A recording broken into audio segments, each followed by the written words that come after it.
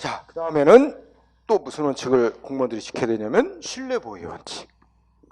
자, 간단히 말하면 국민이 아무 잘못 없이 행정기관의 약속이나 조치 이런 걸 믿었어. 그리고 믿은데 국민은 아무 잘못 없어. 믿고 따랐는데 행정기관이 그 배신 때리면 안 된다 이거야, 말하자면. 응? 그래서 그냥 뜻을 보자. 뭐라 했어? 행정기관이 국민한테 언동을 했대. 말하고 행동을 한 거지. 언동. 응? 말씀은 행동한 동자, 움직일 동자. 그 행정기관이 국민한테 말하고 행동한 것이 정당하다, 계속 존속될 것이라고 우리 국민이, 사인이 믿었어. 신뢰를 했는데 신뢰 앞에 어떤 신뢰냐면 보호해줄 가치가 있는 신뢰를 했대. 그게 잘못 없는 신뢰를 한 거야. 믿은 거야. 그렇다면 그거는 보호해줘야 된다. 이런 원칙이래. 응? 자, 우리가 상식적으로 이렇게 생각해보자. 지금 여러분들이 우리 지금 이제 내년도 시험을 위해서 무슨 과목으로 지금 공부를 하고 있단 말이야. 정부에서 발표한 무슨 과목으로 시험 본다 그래서 이 과목으로 공부를 하고 있어요.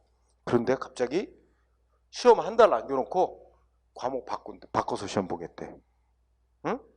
전혀 생판 난 공부한 적도 없는 어떤 과목으로 과목 개편을 해서 그 바뀐 과목으로 시험을 보겠다고 시험 한 달 남겨놓고 정부에서 발표한 거야. 그러면 난리가 나겠지. 아니 그렇게 시험 과목을 바꿔서 개편을 해서 시험 보려면 그럼 일찍 미리 공표를 하든가. 그럼 거기 맞춰서 시험 공부를 했을 텐데 기존에 이런 과목으로 시험 본다고 다 발표해놓고 그대로 될 거라고 당연히 신뢰하고 따랐는데 이제 와서 시험 한 달로 남겨놓고 과목 바꾼다고? 이런 게 어딨냐? 응? 이거는 그동안의 정부 조치를 믿고 따른 국민의 신뢰를 깨뜨린 거다. 이건 허용될 수 없다. 위법.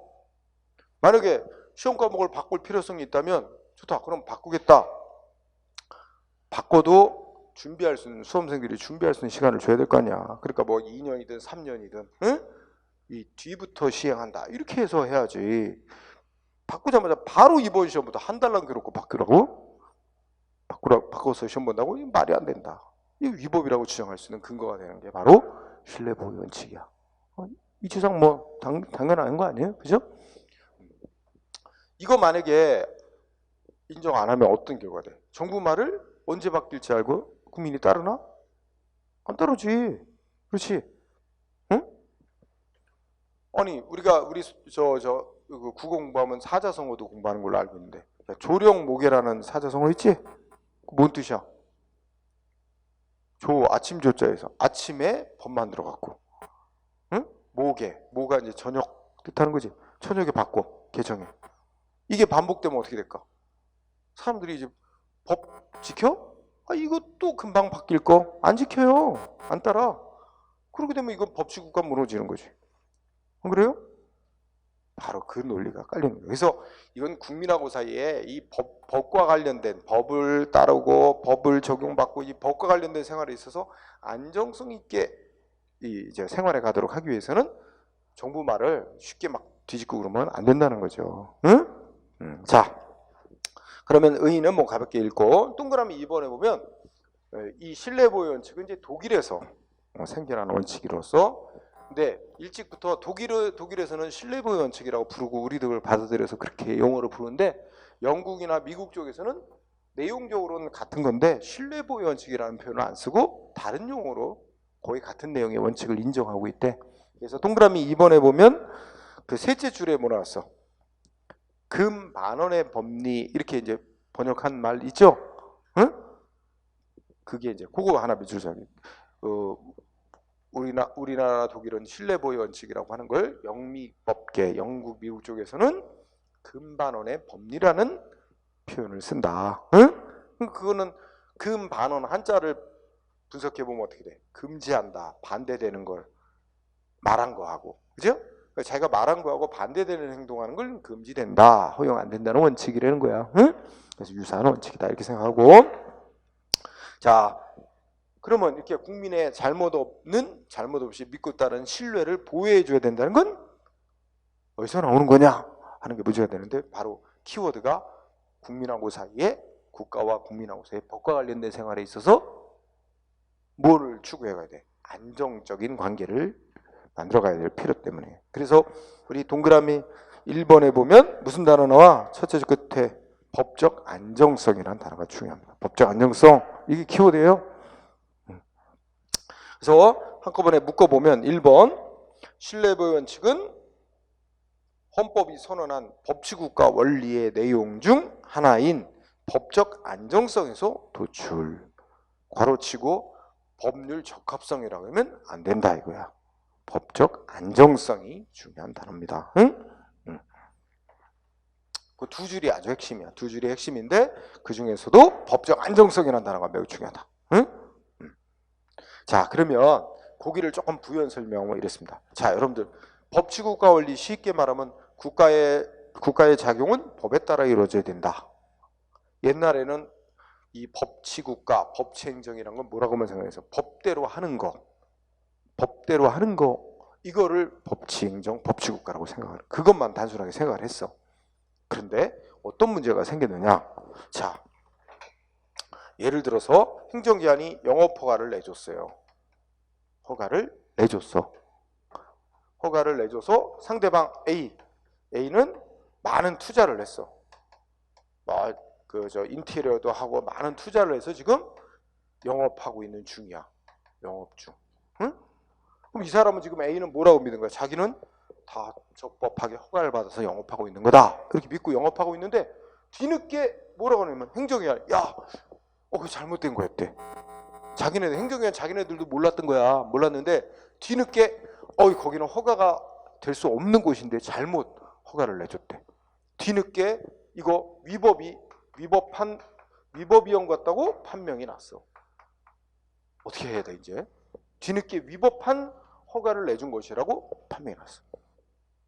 그러면서 이제 행정기관 입장에서는 어쩔 수가 없대. 이게 이제 위법한 허가였음이 판명난 이상 행정은 법대로 해야 되는 거기 때문에 적법한 조치로 원래 상태로 되돌려야 된대. 적법 상태로 되돌려내야 되기 때문에 뭐 해야 된대?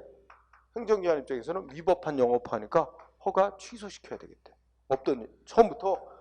처음 내줄 때부터 위법이었다는 건지, 그러니까 처음부터 없던 일로 허가를 취소해야 되겠다는 게 행정기관의 주장이야. 응?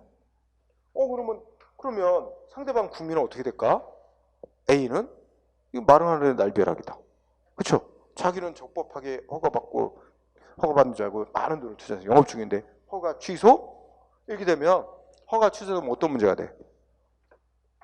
허가가 처음부터 위법하게 내준 거니까 허가 취소한다 그러면 처음부터 허가는 없었던 일이 되고, 그러면 또 극단적으로 생각하면 이 사이에 이 사람이 영업한 건 뭐가 되는지 알아? 무허가 영업이 돼버려요.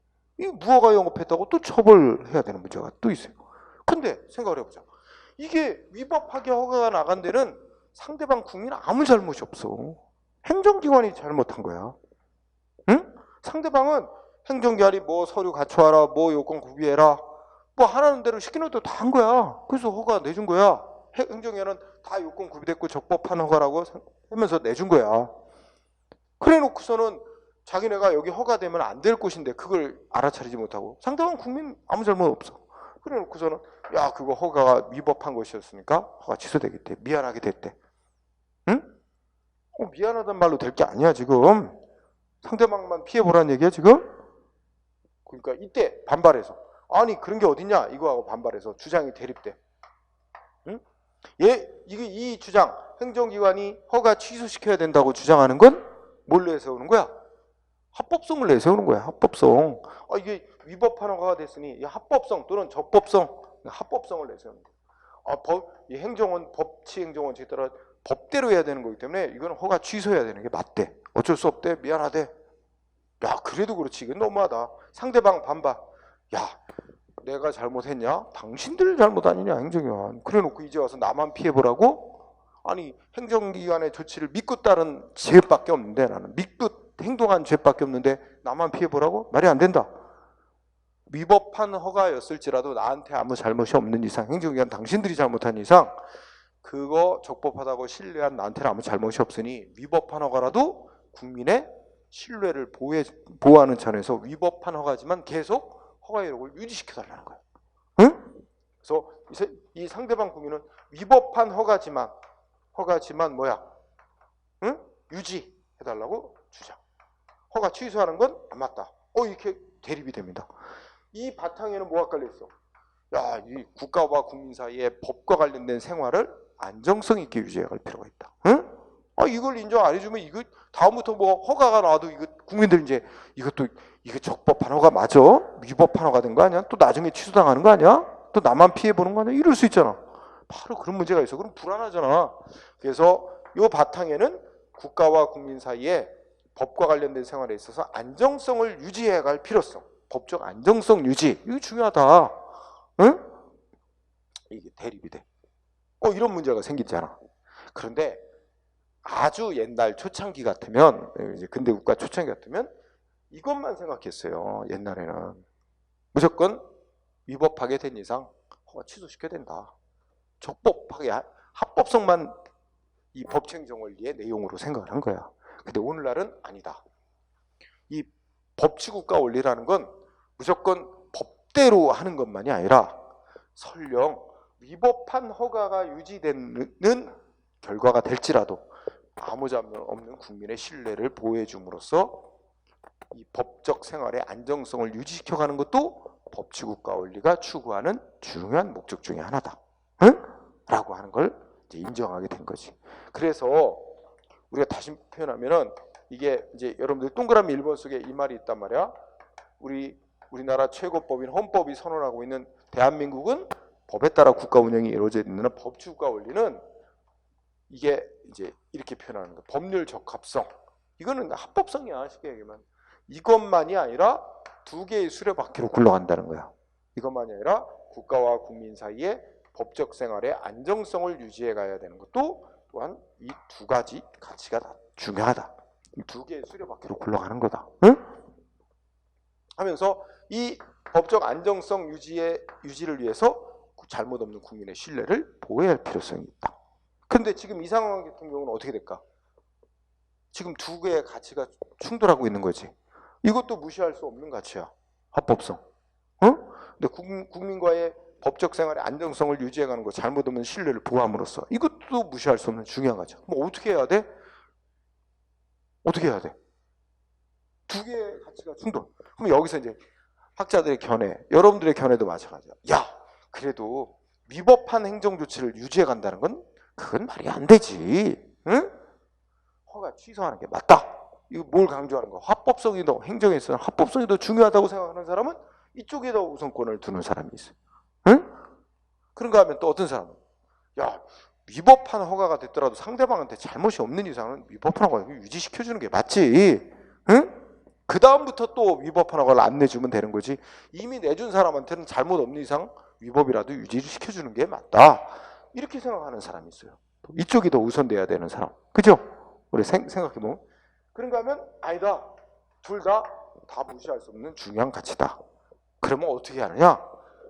다 동등한 가치가 있는 건데 그러면 하나하나의 사안별로 구체적으로 지금 이거는 A에겐 돼 이렇게 한 사안인데 이게 과정도 다 살펴보고 A가 얼마나 투자했나? 응? 뭐 A 이거 허가를 취소하면 뭐야? 뭐 취소해야 될 공익적 필요성. 그래서 합법 없는 상태, 영업 허가 없는 상태로 돌려놔야 될 그런 공익 목적의 필요성이 얼마나 큰가?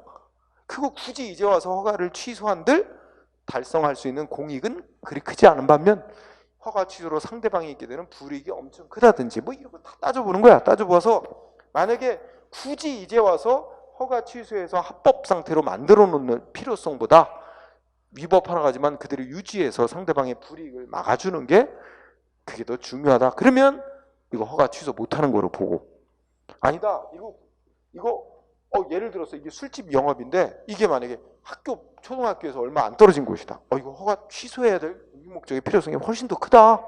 그러면 이거 허가 취소해도 되는 거로 보는 거예요. 그거는 그 사안 하나하나마다 구체적인 상황 이거 다 따져보고 어떻게 해야 되는 것이 합리적인지 아까 우리 비례원칙상 이 비교해서 결정하는 거 있지. 그런 논리를 적용해서 유지시킬 것인가 취소할 것인가 결정해야 된다. 응? 뭐 이런 또 주장도 있어요.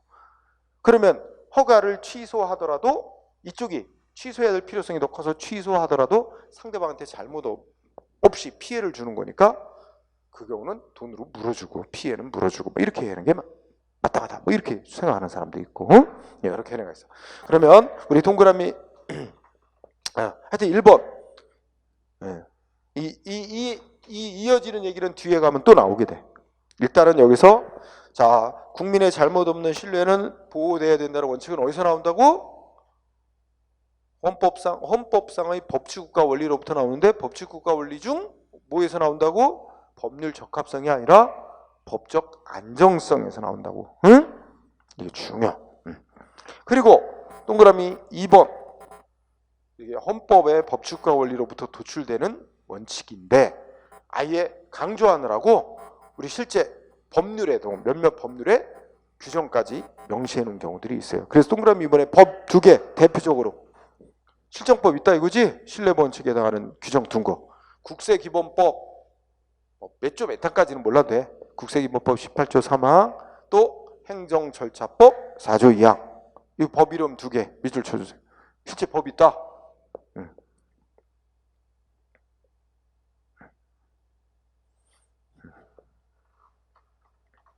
꼭 알아두기 바랍니다. 법 이름. 그거 말고도 뭐 그 옆에 우리 짠 글씨로 행정심판법 27조도 써놨지?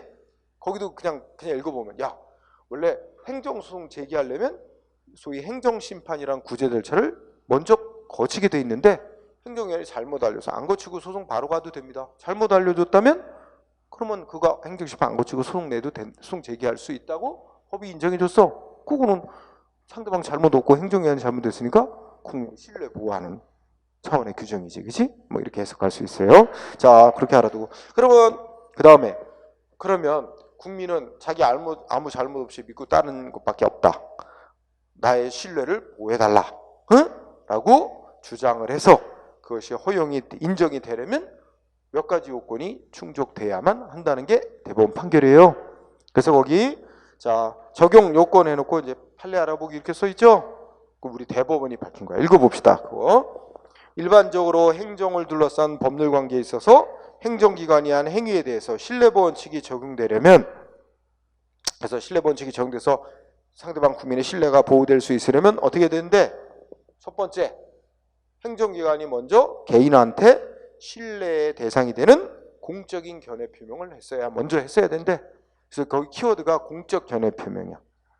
그리고 순서대로 아니 그냥 상식적으로 생각해보자.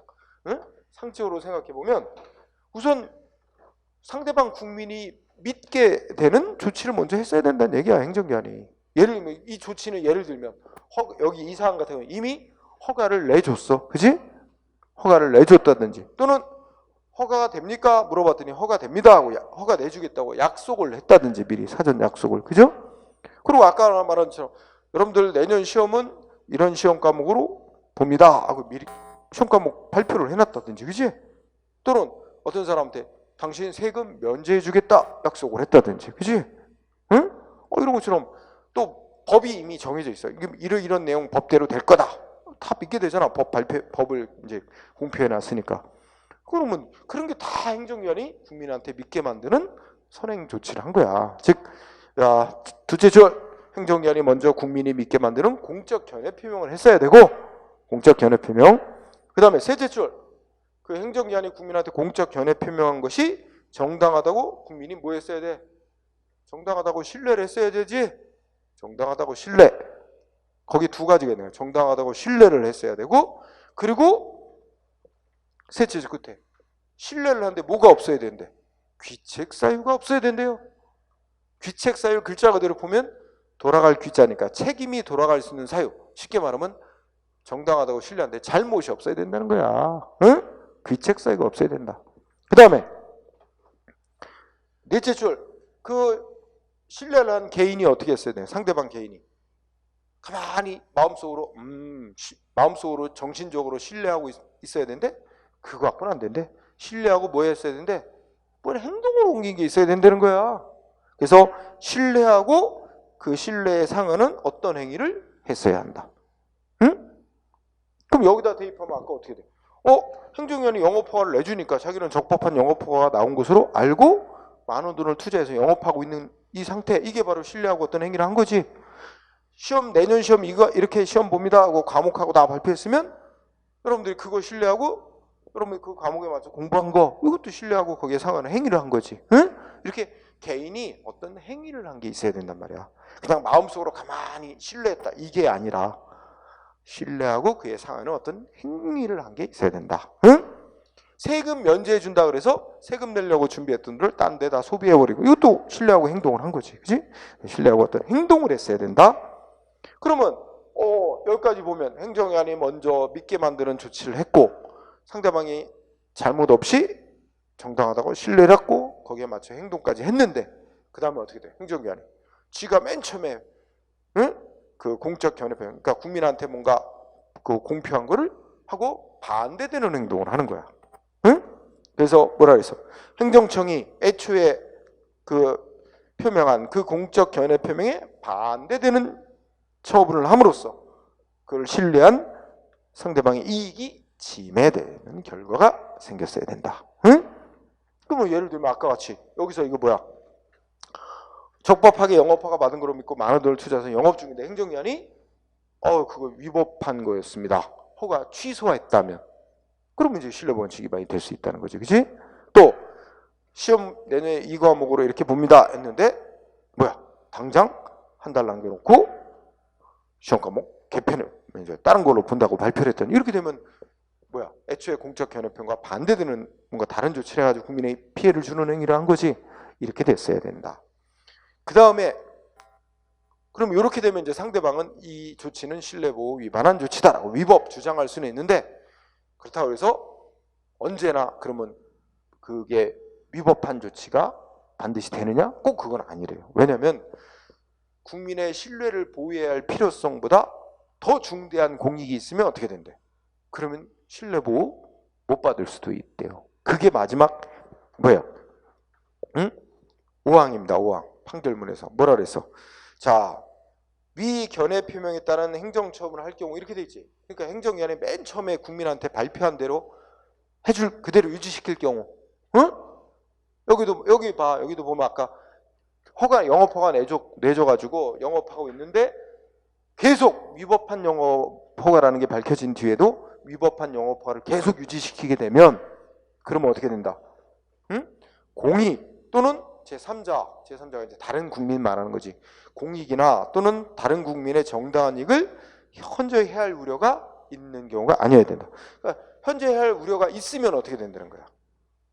그러면 이 영업허가도 취소할 수도 있다는 거야. 그러니까 신뢰보호하고 상대방 국민의 신뢰를 보호하기 위해서 허가를 위법한 영업허가를 유지해야 할 필요성과 이거 유지하면 안 되는 중대한 공익 내지 다른 국민의 이익 보호 필요성 이거하고 비교해봐서 공익 내지 다른 국민의 정당한 이익 보호해야 할 필요성 더 크게 나오면 이거 상대방 신뢰 보호 안 될 수도 있대. 신뢰 보호가 언제나 절대적으로 우월한 건 아니라는 거지. 그지? 신뢰 보호 안 될 수도 있다. 응? 하는 거 마지막 단서가 달려 있는 거죠. 자, 그러면 조금 더 구체적으로 동그라미 방가로 1번 보면 우리 학자들은 지금 우리 위에 읽은 거 보면 우리 대법원은 제일 첫 번째 요건으로 행정위원회 국민이 신뢰하게 하면 되는 뭘 했어야 된대? 공적인 견해 표명을 했어야 된다 이렇게 말을 했지. 근데 우리 학자들은 공적인 견해 표명이라는 말 대신에 행정위원회 국민이 믿게 만드는 선행조치를 했어야 된다 이렇게 표현한다. 선행조치. 응? 그래서 방가로 1번에 선행조치 괄호치고 우리 대법원은 공적 견해 표명이라고 부르고 있다. 응? 그죠? 이 선행조치란 건 굉장히 광범위해요. 응? 그래서 괄호 속에 보면 뭐 행정위원회 법 만들어 놓은 것도 국민이 그 법대로 될 것이라고 믿게 만드는 선행조치 내지 공적 견해 표명인 거고 무슨 행정계획 발표한 것도 그렇고 그죠? 예를 들면 여러분 사는 동네를 무슨 뭐 하겠다 무슨 신도시로 지정 여기 신도시 건설하겠다 이렇게 발표하는 것도 다 이게 공적 견해 표명이야. 응? 여러분 사는 동네에다가 무슨 지하철 건설 계획 이런 거 다 행정계획. 응? 그 다음에 뭐 행정행위는 영업허가, 세금 면제 결정 이런 거다. 응? 그 다음에 또 사전 약속하는 거 확약. 그 다음에 국민한테 이렇게 협조 좀 해줬으면 좋겠다. 이렇게 따라줬으면 좋겠다. 이거 행정지도라 그래. 이건 대표적인 예를 든 것일 뿐. 이거 말고도 엄청 많겠지. 거의 수많은 행정작용들이 다 이런 신뢰보호 대상이 된 행정기관의 조치, 선행조치에 됩니다. 자, 이때 그 중요한 거는 4번입니다. 4번, 5번. 자, 동그라미 4번 아주 중시하세요. 자, 이제 논리 이해했을까요? 선행조치에는, 즉 국민이 신뢰한 것으로 인정되는, 즉 신뢰보호의 대상이 되는 조치인 행정기관의 선행조치는 꼭 명시적으로 이루어진 것만 말해? 아니지. 묵시적인 것도 포함한단 말이야. 응? 그래서 키워드가 동그라미 4번의 키워드는 묵시적인 경우도 인정된다. 이게 중요한 키워드입니다. 그러니까 이런 거 한번 생각해봐요. 묵시적인 경우는 행정기관이 명확하게 뭘 어떻게 한다 안 한다 이게 밝힌 건 아니지만, 예를 들어서 내가 술집 영업허가 돼서 영업을 하고 있는 사람인데 내가 뭘 위반을 했어요. 응? 그래갖고 나 영업정지 나올 것으로 예상을 하고 있었어. 뭔가 제재가 나올 거로. 근데 5년이 지나도록 아무 조치가 없어.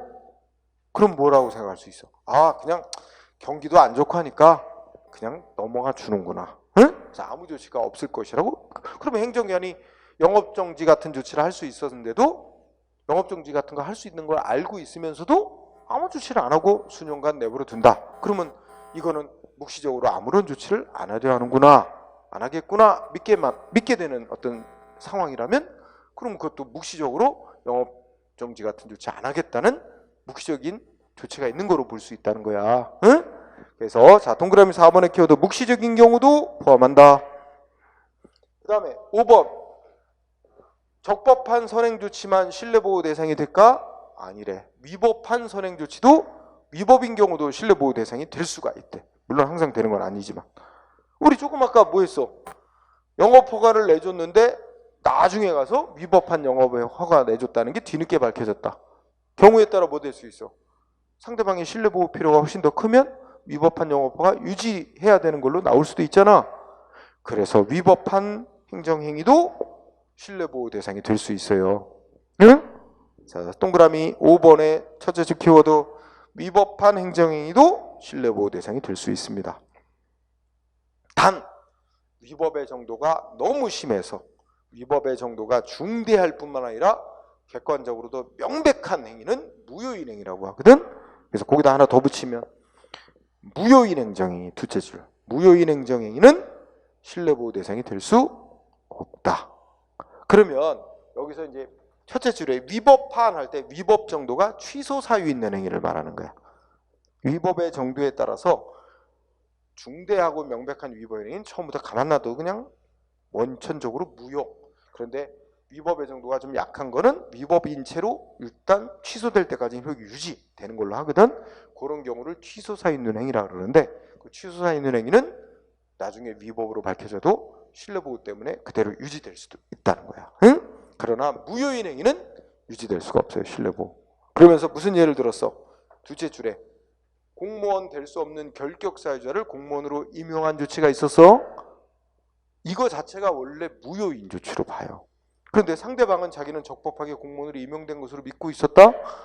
신뢰보호 주장하면서 공무원 신분 계속 유지시켜달라는 주장 인정될 수 없다는 게 판결이에요. 응? 자, 그래서 5번 공부의 포인트 두 가지 알았죠?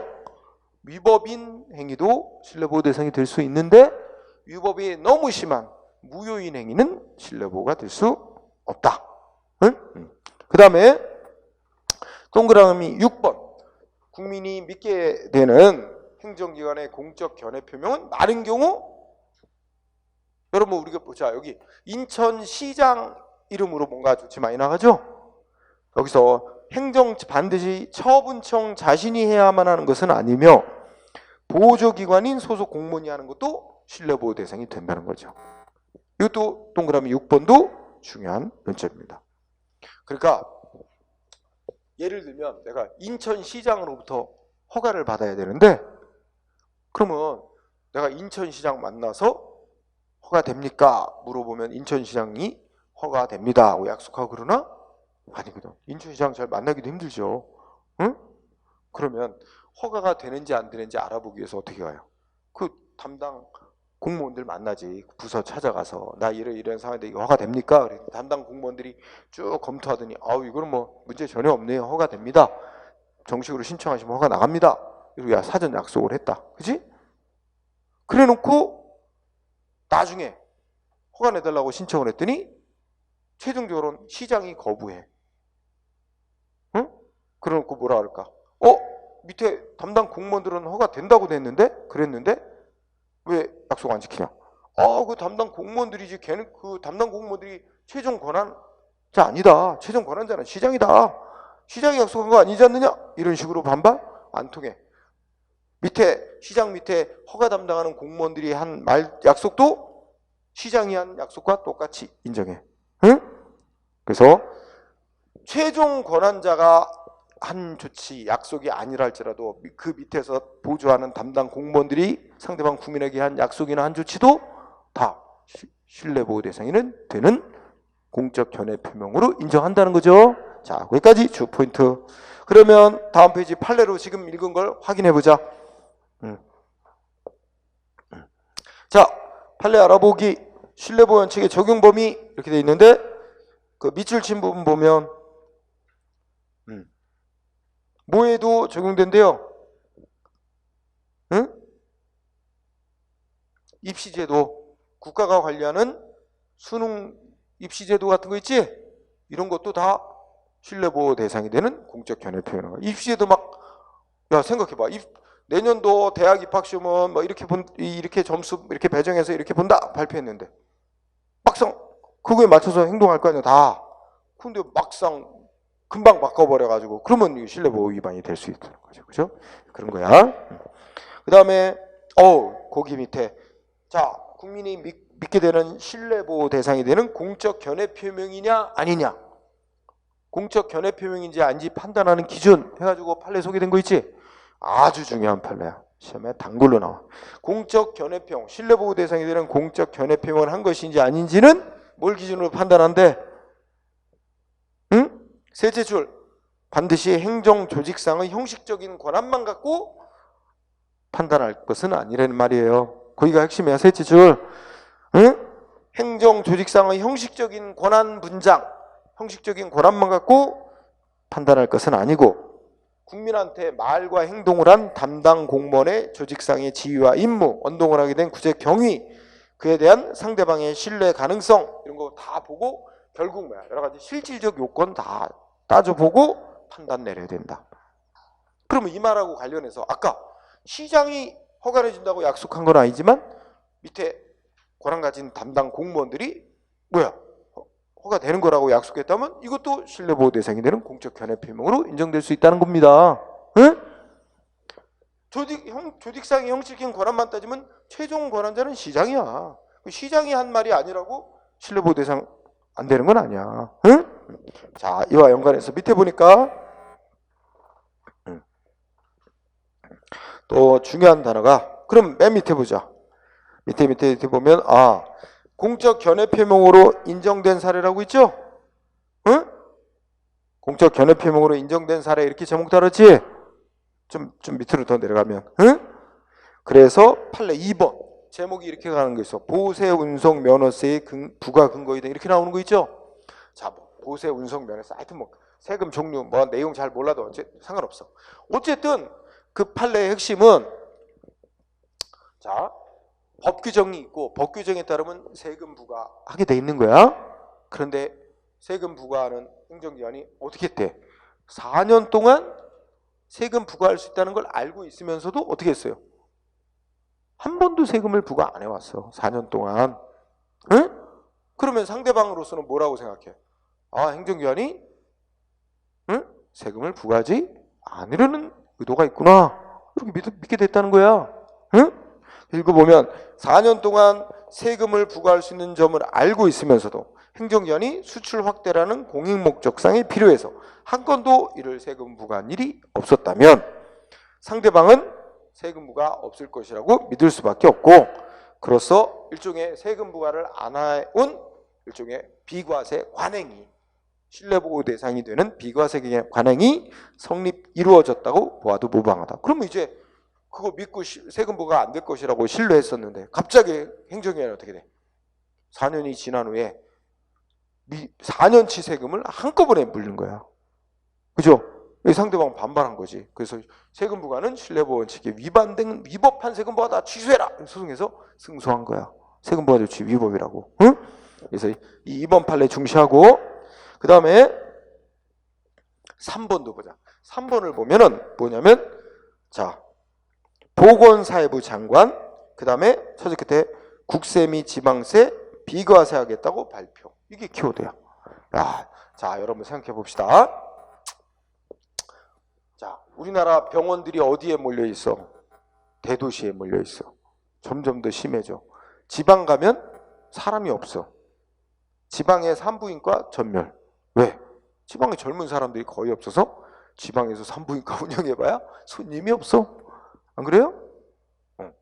자 어쨌든 이 병원을 운영하는 자로서는 인구가 많은 도시 지역에 몰리지, 그죠? 근데 정부로서는 그러면 대도시에만 이 병원이 몰려 있으면 먼 거리 지방에서 뭐 급한 환자가 생겨도 이게 이동하는 과정에서 문제가 생길 수도 있잖아. 그러니까 지방에도 병원이 좀 있어야 돼요. 그래서 그 당시에 이제 지금으로 따지면 보건복지부 장관이지. 옛날에 보건사회부 장관이 지방에도 지금 병원을 유치하기 위해서 신문에다 공고를 냈어요. 뭐라고? 응? 시골 지방에 병원을 설치 운영하는 자에 대해서는 뭐 하겠대?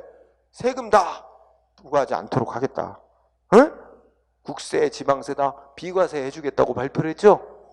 응? 그래서 이 발표를 믿고 어떻게 했어요? 자, 옛날에 현대그룹이었던 건데 현대 측에서 저 강원도 홍천에다가 땅을 사고 대형 병원을 지었어요. 응? 이 말대로 세금 다 하나도 이제 부과 안 한다는 말을 믿고 그래서 땅 사고 병원 건물 짓고 딱 운영을 하려는데 홍천 군수가 이제 취득세라는 걸 물리는 거지. 그러니까 땅 재산 취득했잖아. 또 건물 지었지.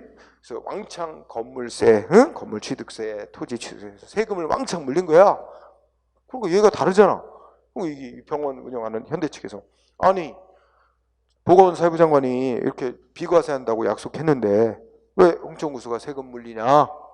이거는 신뢰보호 위반한 위법한 세금 부과야. 소송으로 싸웠어요. 근데 쟁점이 뭐냐? 이게 안타깝게도 약속을 누가 했어요? 보건사회부 장관이 약속했어요. 세금 부과 안 한다고. 근데 생각해보자. 보건사회부 장관은 세금을 부과하거나 세금을 면제시켜주거나 이럴 권한이 전혀 없는 행정기관이에요. 그러면 이 홍천 군수 측의 주장이 뭔지 알아? 야, 보건사회부 장관은 이 지방세 이런 세금 부과 면제 권한 전혀 없는 기관이다. 걔가 한 말은 보건사회부 장관이 한 말은 권한도 없는 자가 한 거라서 그거는 믿을 게 못 되는 거다. 그건 무효고 권한도 없는 자가 하는 건 무효예요. 응? 그건 믿었더라도 신뢰보호 대상이 될 수 없는 거다. 이러고 나온 거. 말인즉슨 맞단 말이야. 또 보건사회부 장관이 그 권한이 없어요. 전혀. 그래갖고 이게 1심 판결, 2심 판결 엎치락뒤치락. 응?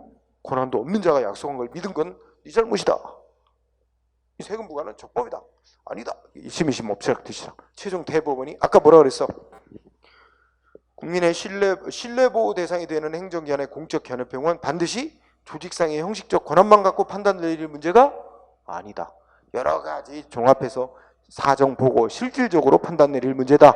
그렇다면 이 사건을 들여다보자. 일단 형식적인 권한을 갖고 따지면 보건사회부 장관은 세금을 면제할 권한이 없는 자인 건 맞다. 하지만 이 취지에 동참해서 내가 소개한 판결문을 보면 이 보건사회부 장관이 이렇게 발표를 하니까 신문에 발표를 하니까 뒤에 어떻게 했어? 그 당시에 내무부 장관하고 시도지사가 다 어떻게 했대? 좋습니다. 해가지고 그 세금을 감면시도록 하는 내용의 조례를 만들겠다고 뒤이어 또 발표를 했다는 거야. 응?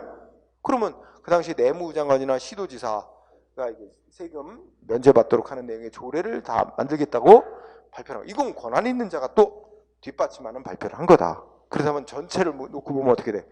보건사회부 장관이 혼자 했다면 이거는 신뢰보호 못 받을 수도 있어. 근데 뒤이어 내무부 장관, 시도지사 등이 권한 가진 자들이 이렇게 이런 내용의 조례를 만들어서 세금 부과하지 않도록 하겠다고 뒷받침하는 발표까지 한 점, 이것까지 다 포함해 봐야 된대. 그렇게 보자면 결국 실질적으로 따지면 권한이 있는 자가 발표한 거와 똑같이 동일하게 볼 수 있다. 결국은 어떻게 됐다는 거야? 그럼 홍천구수의 세금 부과 조치는 신뢰보호 원칙에 위반된 위법한 세금 부과다 해줘. 병원 측이 세금 안 내도 되게 됐다는 거야. 응? 이게 바로 조직상의 형식적 권한만 갖고 판단할 게 아니라는 게 적용된 대표적인 사례입니다. 응? 사정 보고 종합적으로 돼요. 그래서 시험에 잘 나옵니다. 자, 그 다음에 5번 판례. 여기 대통령은 과거에 노태우의 노태우 대통령. 응? 자, 노태우 대통령 이전에 전두환이었어요. 전두환 대통령. 전두환이 폭력적으로 정권을 잡고 반독재 해가지고 민주화 투쟁하는 경우 막 그거 억압하기 위해서 정권 잡은 이후 막 잡아갑니다. 사람들. 응? 사회 정화한다는 미명하에 사회 정화라는 미명을 내세우고 막 요새 같으면 공원 벤치에서 술 먹고 누워 자는 자, 응? 몸에 문신이 있는 자 막 잡아갑니다. 사회 정화한다는 미명하에 막 잡아다가 군대에 수용해놓고 막 두들겨 패고 인간 개조시킨다고. 이런 식의 했었는데 그게 이제 삼청교육대라고 불리는 사건이 있어요. 그게 다 이제 막 비극적인 일이었는데 어쨌든 그거로 인해 많은 사람이 죽고 다치고 하는 일이 있었어요. 그래서 그 전두환 정권이 끝나고 난 이후에 그 다음에 들어선 이 노태우 정부가 그 전두환 정권 때 있었던 이 삼청교육대 일에 대해서 담화문을 발표하고 국가의 잘못된 일이었다 사과하고 그 피해자들 신고하면 법으로 보상하도록 규정 만들어서 보상 조치해주겠다 이러고 약속을 했었어요. 그죠? 그 얘기 나오죠? 근데 노태우 대통령 임기 끝날 때까지 아무런 보상에 관한 법 제정도 안 하고 보상 조치가 이루어지지 않았습니다. 그래서 이후에 그 피해자들이 아니 대통령이 이렇게 보상해 준다고 담화문 발표하고 응? 국방부 장관이 피해자 신고해라. 응? 그래서 다 보상해 주겠다고 약속해놓고 약속 안 지켰다는 거지. 그래서 손해배상 청구한 사건입니다. 여기서 대통령이 이렇게 담화문 발표하고 국방부 장관이 피해 보상하겠다고 공고하고 피해 신고까지 받은 건 보상해 주겠다는 국가의 공적 견해 표명이 있었다고 인정한 거죠. 응? 네, 그런 사례를 보면 되고 또 엄청 많이 나오는 게 6번입니다. 6번. 6번을 보면 소위 이제 대순진리의 사건이라 해서 그 대순진리라는 종교단체가 이게 자기네들이 이제 종교 본거지를 새로 정하려고 하는지 새로 정하려고 하는지 어디를 이전하려고 하는지 하여튼 마땅한 장소를 물색하다가 어디를 갔냐면 충주시 외곽에 적당한 장소가 이제 발견했어. 그래서 야산을 끼고 있는 나트막한 야산을 끼고 있는 충주시 외곽에 여기 터가 굉장히 좋아. 응? 그래갖고 여기다 이제 그 대순진리의 본거지를 이제 조성하기 위해서 땅을 사려고 하는 거야. 그런데 여기가 뭐냐? 여기가 논이야, 논. 논으로 농지로 지정돼 있는 땅이야. 여러분 농지는 건축을 못 해요. 건축이 가능하려면 이게 건축이 가능한 땅으로 용도가 바뀌어야 돼. 그래서 땅을 사기 전에 이 논임자로부터 땅을 사들이기 전에 충주시청에 먼저 간 거야. 가서 그 담당자들 공무원들하고 얘기를 하면서 우리가 이 논을 사서 거기다가 종교회관 건물을 지을 예정이다. 응? 그러려면 이게 이 건물을 지을 수 있는 용도의 땅으로 바꿔줘야 되는데 응? 이게 허용되느냐 가능한 일이냐 물었더니 가능하다고 그랬어. 그거 다 된다고. 공무원들 다 관련 부서 공무원들이 모여서 회의한 결과 됩니다. 되니까 꼭 해야 됩니다. 응? 이렇게까지 했어. 그래서 그 말 믿고 대순진리 종교재단 측에서 땅 주인으로부터 이 농지를 사들였지. 사들이고서는 이제 한편으로는 또 건축 준비하느라고 건축 설계도 다 설계사무소에 의뢰하고 한편으로는 의뢰해놓고 이제 정식으로 건축허가를 받아야 건축에 착수하니까 건축허가를 받으려면 약속대로 이 농지를 건축이 가능한 땅, 건축이 가능한 용도의 땅을 대지라고 부릅니다. 대지로 변경해달라고 이제 정식으로 신청을 했어요. 그랬더니 원래 약속대로라면 건축 가능한 땅으로 변경을 해줘야 될 거 아니야. 근데 거부하는 거야. 거부해. 황당해. 그러면 이 땅 왜 샀어? 종교회관 지으려고 산 건데 건축 안 된다는 못하는 땅 산 거 아니야? 그러면 해준다고 해놓고 왜 약속 안 지키냐? 하고 이제 소송 낸 거지. 신뢰보원칙 위반이다. 응? 그랬더니 여기서 이제 충주시장이 두 가지 이유를 내세요. 첫째, 하나, 야, 이거는 이 건축이 가능한 땅으로 이렇게 용도 바꿔주는 권한은 시장의 권한인데 시장이 약속한 적 없다. 밑에 애들이 그 밑에 공무원 보조하는 공무원 애들이 한 거지. 최종 권한자에 내가 약속한 거 아니래. 자기가 약속한 적 없대. 근데 이거 통하겠어 안 통하겠어? 안 통하겠지. 아까 꼭 최종 권한자가 해야만 하는 거 아니잖아. 응? 밑에 담당하는 보조 공무원이 하는 것도 신뢰보호 대상 되잖아. 이거 안 통해. 그 다음에 두 번째는 여기는 이 논으로 지정되어 있는 땅은 이게 우량 농지라서 그 농지로 계속 유지시켜야 될 공익적 필요가 매우 크대. 그래서 이거 건축하는 곳으로 못 바꿔준대. 이런 식으로 놀래서 그러네. 그러면 애시당 죽으면 안 된다고 그럴 것이지. 응? 다 된다고 해놓고서는 땅 다 사놓고 난 뒤에 안 된다고 그러면 어떡하냐. 그래갖고 이제 이쪽 종교회관 측에서는 그거 해준다고 약속해놓고 안 해줘가지고 우리가 입은 피해가 얼만데 하면서 이제 이익 따진 거야. 지금 자 이거 우량농지라 해서 농지로 계속 보존해야 될 공익적 필요성과 이거 해준다고 바꿔준다고 변경해준다고 약속해놓고 거부함으로 해서 상대방 측 있게 되는 불이익 비교 했더니 상대방 측의 불이익이 훨씬 더 크다 이거야. 그래서 어떻게 돼? 안 해준 것은 신뢰보원칙 위반 이렇게 나온 거야 결론. 응? 그래서 유명한 사건 대순진리의 사건 이 정도. 자 시간상 다른 거 다 조금 생략하고 그 다음에는 공적 견해 표명으로 인정 안 한 사례 있죠? 인정 안 한 사례 한두 건 더 보도록 합시다. 대표적으로 자 2번 보세요. 2번 보면 자 행정기관이 국민한테 뭔가 말과 행동을 말한 게 있는데 상대방 국민이 어떤 질문을 해왔대? 아주 막연하게 추상적인 질문을 해왔대. 키워드가 국민이 추상적인 질문을 해와서 행정기관이 뭐라고 답했대? 일반론적인 답변을 해준 거야. 응? 예를 들면 국민이 행정기관에 이런 신청을 해. 건물을 하나 짓고 싶은데 건축을 하고 싶은데 건축을 하려면 어떻게 해야 돼요? 이런 식으로 질문해 왔어. 그래서 건축하시려면 이러저러한 서류를 갖추어서 허가 담당하는 행정기관에다가 허가 신청서를 내시고 그래서 허가가 되면 이제 건축에 착공할 수 있습니다. 이런 식으로 이제 일반론적인 얘기를 한 거야. 근데 그런데 아마 이 사람이 그래갖고 무슨 이렇게 서류를 갖췄고 담당 행정기관에 신청을 했나 보지? 그랬더니 이거 허가 요건에 안 맞습니다. 거부됐나 봐. 이렇게 갖추면 허가 된다고 그랬는데 하고 문제 제기를 한 거지. 근데 그거는 맨 처음에 한 거는 일반론적으로 이러이러한 서류 등을 갖춰서 신청하면 허가 요건에 맞으면 이제 허가가 돼준다는 말이지. 당신이 구체적으로 어디 있는 땅에 어떤 용도의 건물을 몇 층으로 지을지 이런 거에 대한 구체 검토가 없지. 응? 그냥 막연하게 건축하려면 어떻게 돼? 이런 질문을 해왔기 때문에 이런 절차를 밟아 허가받으면 되는 겁니다지. 당신이 지으려는 구체적인 건물에 대해서 건축허가 해준다.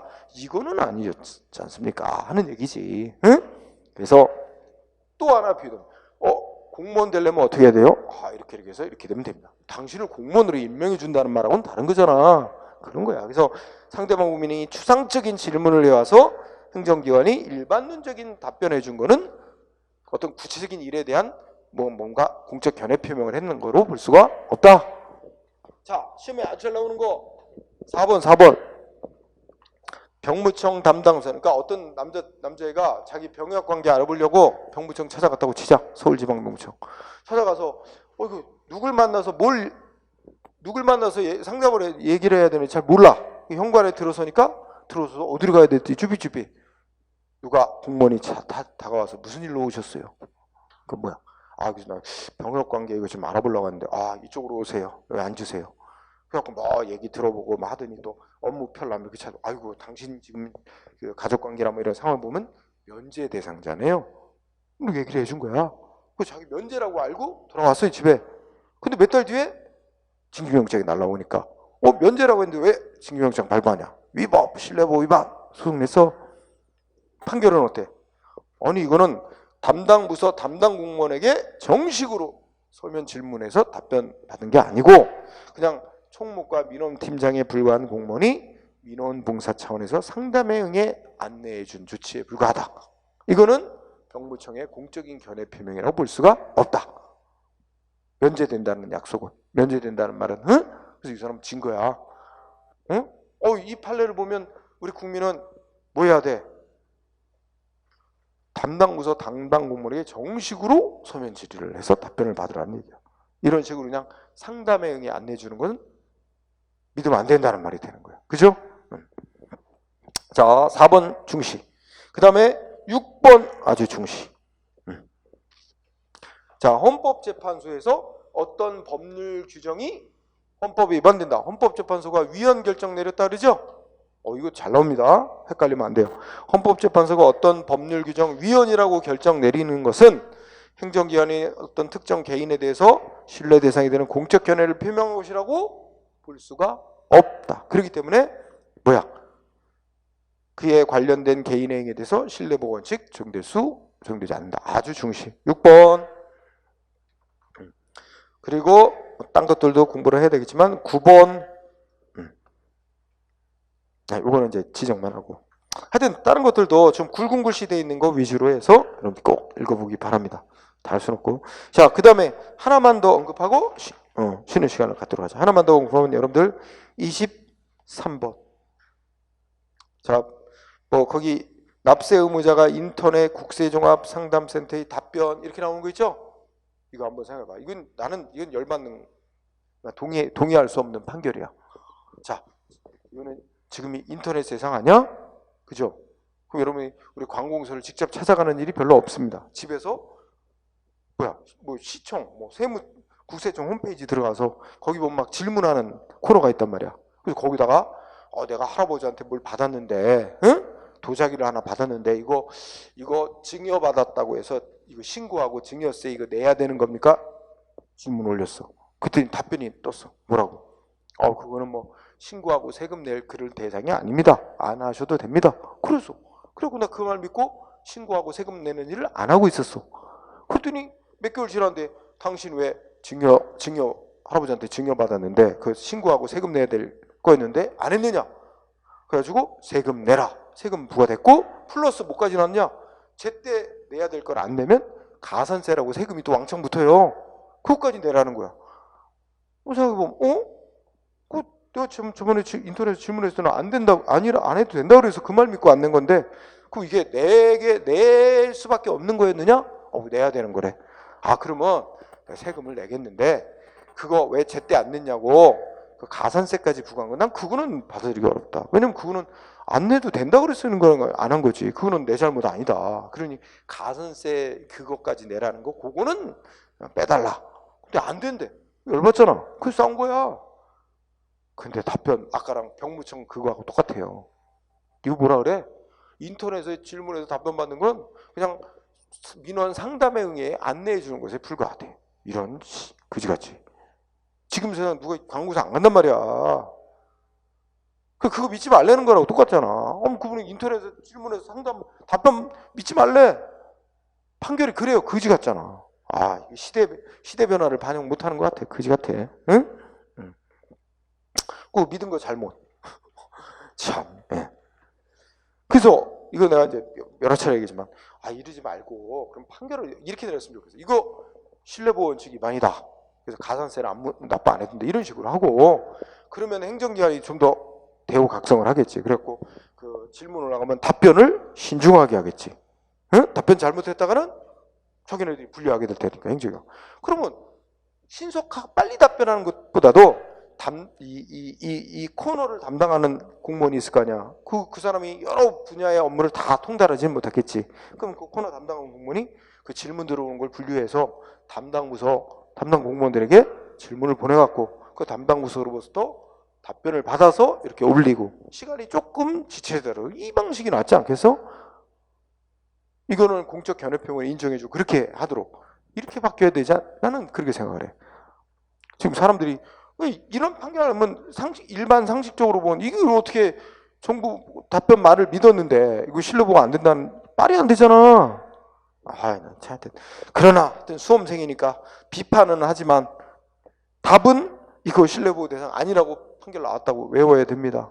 응? 비판을 하면서도 그런 거라도. 자, 그래서 참 이 신뢰 보호 원칙이 지금 굉장히 사건 판결도 많고 오늘날 현대 사회 와서 문제가 많이 되고 있는 원칙이야. 응? 그래서 이렇게 판결도 많습니다. 자, 거기까지 하고 잠깐 쉬는 시간을 가지자.